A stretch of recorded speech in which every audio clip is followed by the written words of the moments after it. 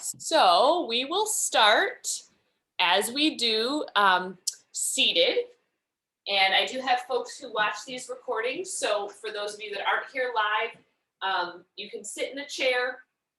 We always begin in a chair, and then we move to standing if that's an option for you. And if it's not, there's always, you can always repeat what we did in the chair or do your own stretches in the chair. So the idea about this time is that it's for you, for what you need. But beginning seated, lifting the chest just to make room to breathe, right? So what we're going to focus a little bit today on, I've been thinking a lot about how spring inspires us all to do things, which is great, but how we can do things and be really present and active without getting into that sort of anxious, pushy, and hard headspace, right? I can kind of move into an anxiety place that is not as useful. So even in this opening seated place, can you be lifted and open the chest so there's room for the lungs to move and breathe, right? That's a big part of what we do here. We breathe. But can that happen without your eyes feeling tense and without a lot of tension rising into the neck and the throat and the face and the jaw, right? We often hold our jaw. So we're going to try to be gently attentive, if that makes sense. Can we be soft but still really present? And then you can let your eyes close, and we'll just spend a minute or so just watching our own breath. You don't have to change anything or do anything. Just watch the inhales and exhales as they move in and out of your body.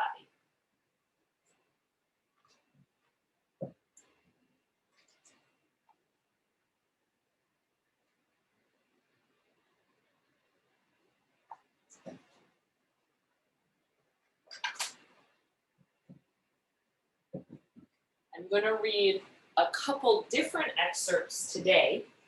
So I'm going to read one and then give you some time to be with your breath and then read another. And the first that I'm reading is actually a repeat. I can't recall if we read it last week or a couple weeks ago, but it's kind of along this theme that I'm thinking of about how we cultivate progress or healing or change instead of just grasp at it, right? That it's not as useful always to be quick and graspy and anxious, but rather can we build sort of fertile ground for the change that we want to see or the goals that we have. So this excerpt is, again, we have read it before, but it feels relevant, and it's called Doing Less. Many of us keep trying to do more and more.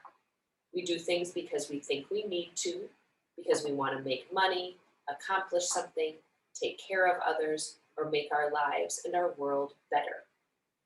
Often we do things without thinking because we are in the habit of doing them, because someone asks us to, or because we think we should. But if the foundation of our being is not strong enough, then the more we do, the more troubled our society and we become.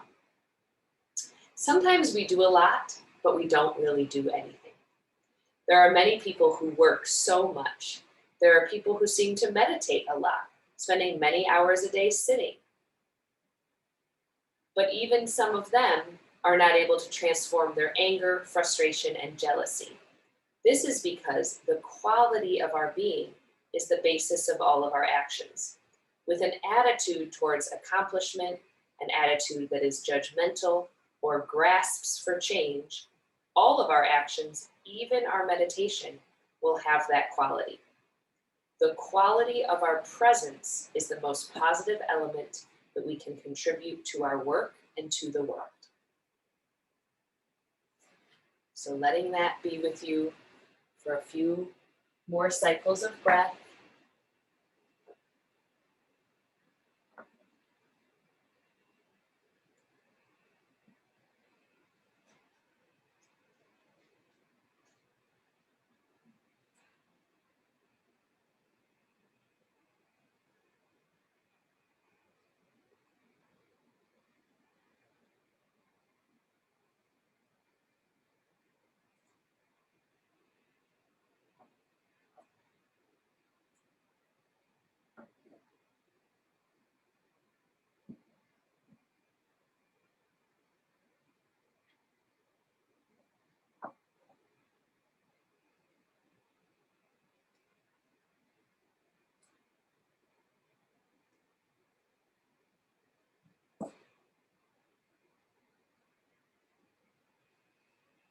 Now I'm going to read a second excerpt.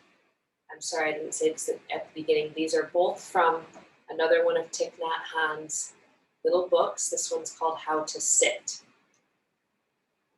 And this excerpt is entitled, Nourish Yourself Wherever You Are.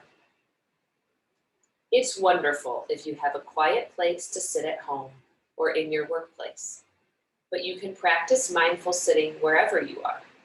If you ride the train or the bus to work, these are excellent places to practice. Instead of thinking about your projects, your colleagues, your lists of tasks, you can enjoy practicing breathing in and out to release the tension in your body and give your mind a break from thinking. Any place can be a meditation hall. Use your time wherever you are to nourish and heal yourself.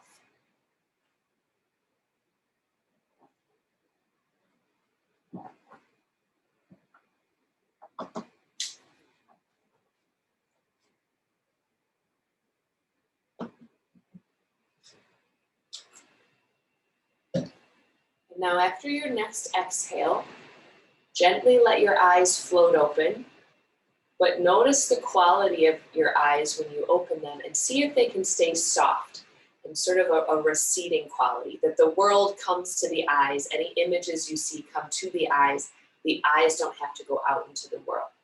And so throughout our practice today, the eyes are a really good indicator of our mental state. They're not the only one, of course, but when we have a lot of tension around the eyes or the eyes feel like they're pushing out of the head and working really hard, that often suggests an anxious mental state. So check in with yourself throughout our practice today and see if the eyes can be gentle and quiet. That doesn't mean the body's limp and not working, right? We'll engage the body, but we're keeping a soft brain and a receptive brain, and we're using our eyes as sort of an indicator as to how well we're managing that. And then let's begin with a little movement. I'm going to give a brief anatomy lesson, which is just go ahead and put your arms straight out in front of you with your palms facing the floor. And now just notice you're going to move your arm all the way at the top of the arm, right where it comes into the shoulder socket. And just turn the whole arm so the palms face each other. And then the whole arm back so the palms face the floor. And then notice, I'm just turning to the side so you can see, notice if you were to hold your elbow, you could turn the lower part of the arm without turning the upper part of the arm, right? So the whole arm can turn, and the lower arm has the capacity to turn on its own. So we're just going to work a little bit to identify the fact that both things are true and be clear about where we're moving from. So both arms in front, from the top of the arm, turn so the palms face each other, and reach the arm straight up. And take a deep breath. Now open the arms wide and gently press the shoulder blades into the back and take the fingertips just a little bit behind you to get broad across the chest.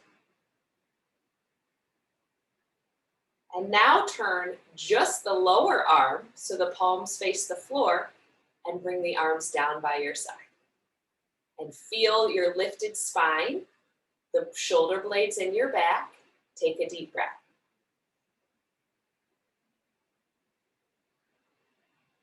Okay, again, bring the arms in front of you. Turn from the top of the arm all the way up where the arm plugs into the shoulder sockets. And then raise those arms straight up over your head as best you can.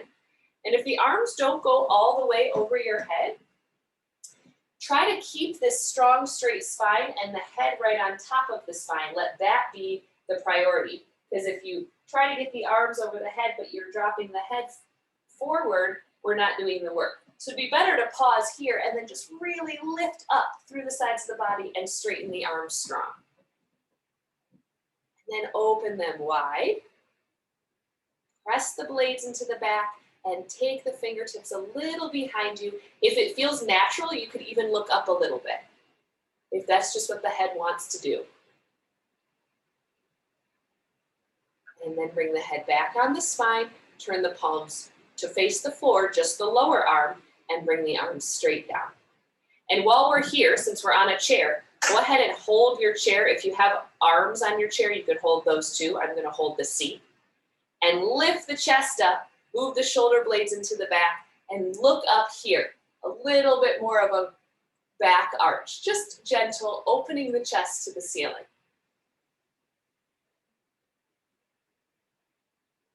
And then come back to vertical. One last time, arms are in front of you. Rotate from the top of the arm. That engages this outer upper arm more too, right? We're working there. And then lift both arms straight up as high as they can go, focusing on a strong straight spine and lifting, always finding length, even if the arms don't come all the way up. And then open wide. Press the shoulder blades into the back, take the fingertips behind any amount. It could be just an inch. If it feels natural to look up, you can do that. And then look forward, lower arm turns, bring the arms straight down, hold the seat, and lift and open the chest here. And pull with the arms on the chair to get a little bit more lift. And then come, look vertical. Now I'm going to turn to the side, but you don't need to do that. I'm just showing you so you can see.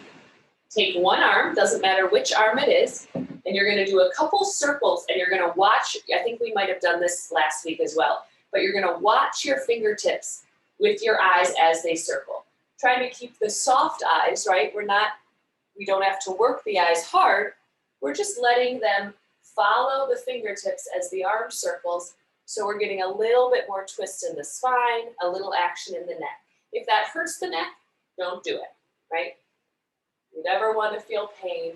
We're just watching the fingertips circle, seeing how big of circles we can make with the arm, looking for maximum movement in this shoulder socket. Now this time, keep watching the fingertips, and then when the arm gets straight behind you, pause, and you're actually going to turn the head back to the front, take the other hand across just to hold on to the leg, and reach those fingertips back even more. So you're getting a little spiral in the spine. Head is turned the opposite direction of the hand. And then lower that arm and come back to the front. And just sit for a moment and feel, you've done that on one side now, and these moments in between when we go side to side, there's a lot of information there. So just feel the difference one side to the other.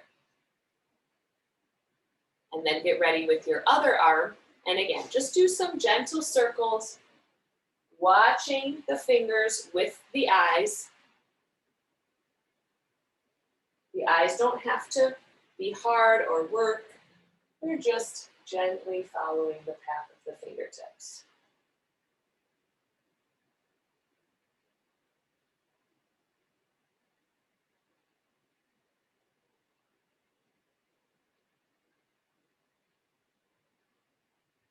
And this next time, pause with the arms straight back, look back to the front.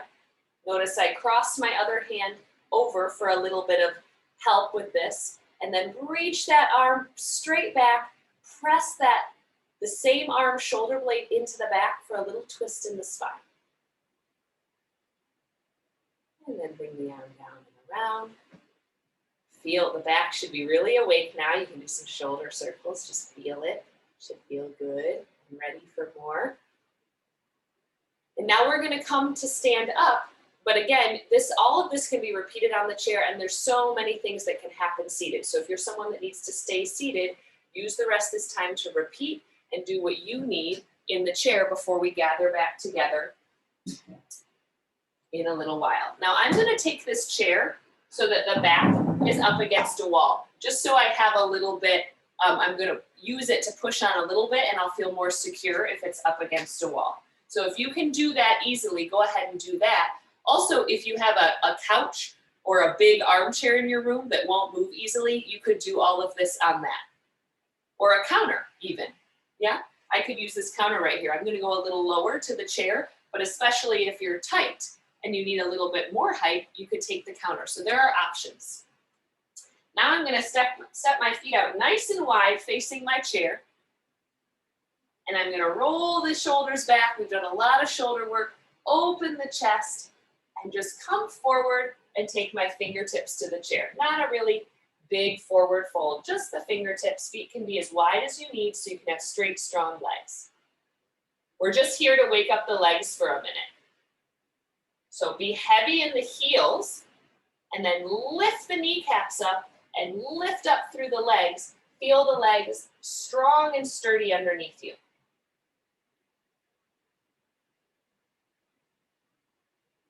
And everything that we do is really supported from the ground up. So we were talking about our arms and our shoulders so far today when we were seated, but now as we bring some of that work to standing, we want to be supported all the way from the legs up. So we're taking a second to make sure they're with us.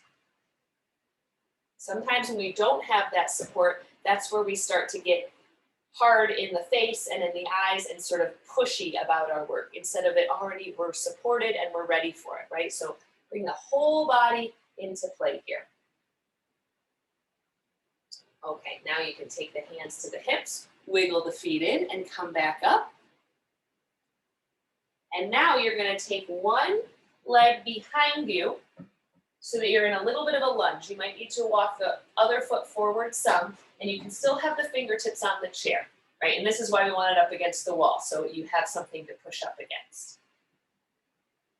Now the opposite arm of the leg that went back. So I have my left leg back. It's okay if you have the other leg back, but I'm going to take my right arm and I'm going to do those same circles following my fingertips with my eyes as best I can. And again, if this is uncomfortable for the neck, you can just keep looking forward. That's an option too. But if you can, connect your eyes with those fingertip circles.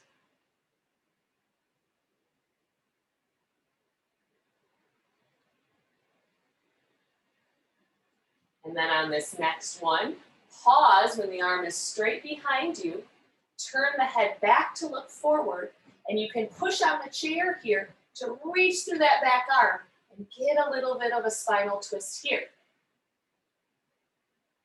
Now let the arm keep coming around, and as it comes up to the front, it's going to scoop up the other arm, and both arms will come over the head.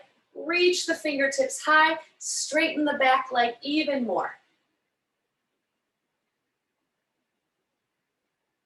And then bring both hands back to the chair, and you can walk that back foot in and switch, take the other leg back.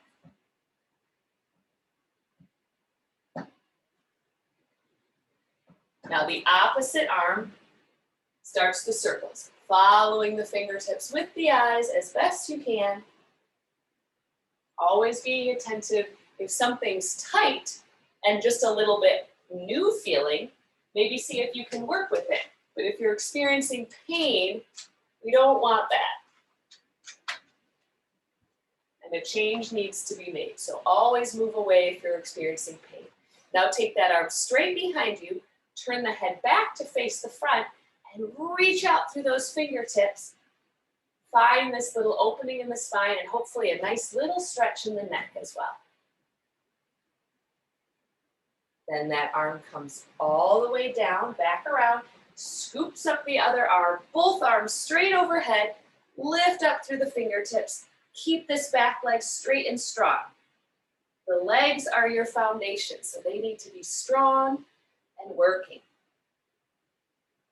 And then bring both fingertips back down and step the feet in. And now you can go wide with the legs again, maybe even a little wider this time. And if it's comfortable for you, you'll come closer to the chair or the counter. Remember, a counter is an option too. And you'll take your forearms, this part of your arm, to the chair, and then just let the forehead rest on the forearms. And if that doesn't feel good, or you don't have something high enough to support you like a counter, if you're a little tighter, you can stay up in this version. That's fine too. But if you can take the head down and take the forehead to the forearms, it's a nice way to quiet the brain a little bit. And now while you're here, those legs are still working. You're pressing down into the heels and lifting up through the kneecaps. So the legs are really engaged, but now the upper body is quiet. And just check in with yourself. Maybe the eyes got a little hard as we started to do those more intense movements. Maybe the brain got a little agitated. Now let the brain be quiet and see if you can balance the work in the legs, right? You need something to be working to support you with the letting go of the upper body and the quieting of the face. And let the eyes close as you rest over. Just take a couple deep breaths here.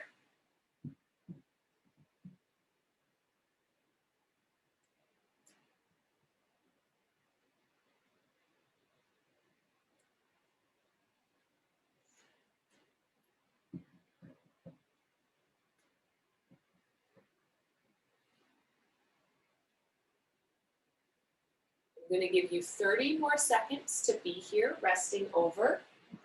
If that feels too long, you can of course come up, but just try to be with your breath for a few more seconds. Letting go of any extra thinking or agitation in the mind, and see if you can be an observer instead of thinking about what you have to do, right? Can you just observe where your body is right now? And this takes practice like everything, so don't get frustrated with yourself. Just notice, am I in my thinking mind or am I in my observing mind? Okay, now you can come up, walk the feet in a little bit. Come to standing. And then you'll come back to, if sitting was a good way for you to relax, then you can come back to the seat. If you want to lie flat, that's an option. Anything that makes you feel quiet and relaxed right now is where you're going to go. Okay, so you can lay on your couch, you can lay on your back on the floor, sit on the floor, you can sit on a chair. But take a moment to get yourself comfortable.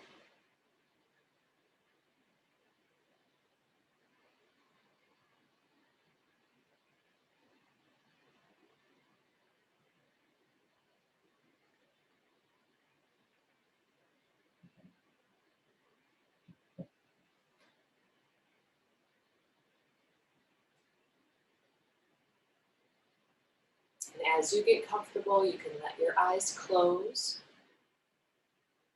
Sink back into the rhythm of your own breath. Notice if there's some tension that's built up in the throat, the jaw, the face, especially the eyes, and see if you can soften there.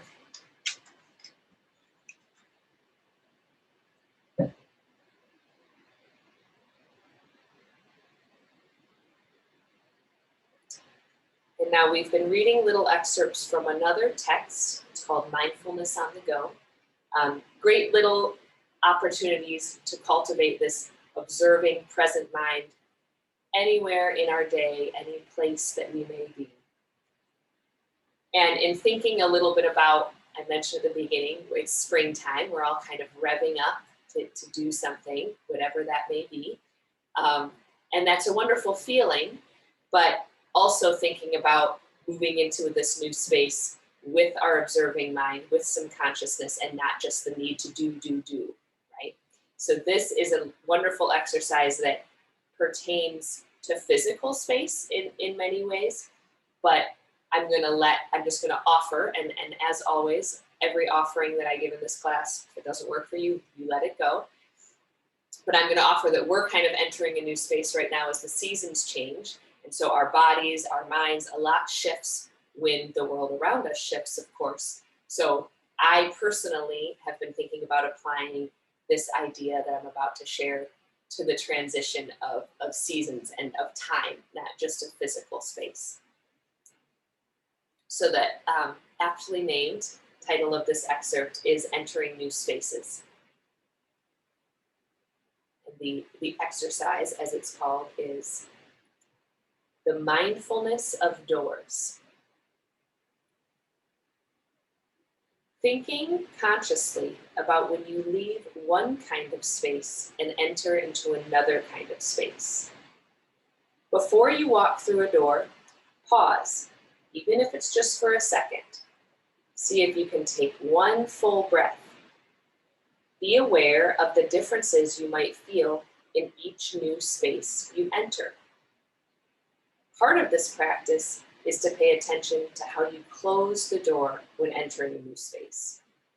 We often move immediately into a new place without finishing anything up in the old one and forgetting to even close the door, or perhaps we slam it shut. Take that second, take one breath, and be aware of where you are exiting and where you are entering. Now, this book also offers really tangible ways to practice some of these things, which sometimes I share and sometimes I don't, only because this is really for you, right? And sometimes if a direction is too pointed, I feel that it might not allow you to explore the way you need to explore it. But I liked this idea. In the book, it offers that if you have some doors in your home that you maybe open and close a lot without thinking, maybe you can put a little star on the door or a little note to yourself or something as a reminder that you are exiting a space and entering a new space. And that's just a little tidbit. You can take it or leave it. But perhaps by doing that, that will, if you were to do something physical in your own home, maybe that idea, that pause, that breath would start to become more habitual in other parts of your life.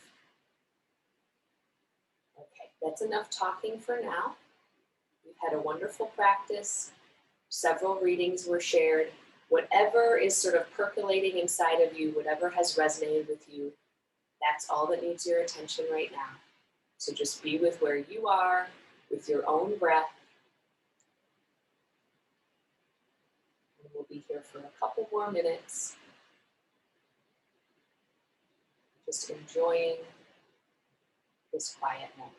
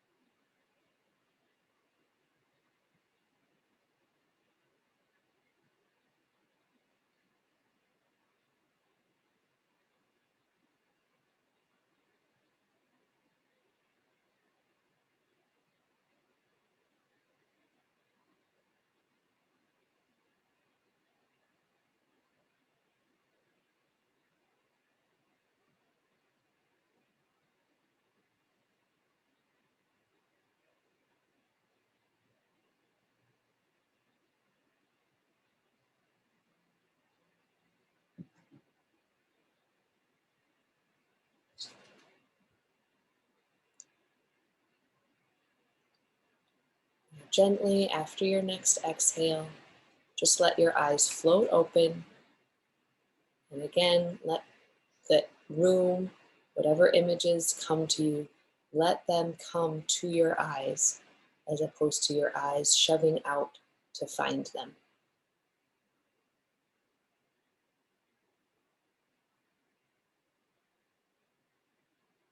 Thanks, everybody.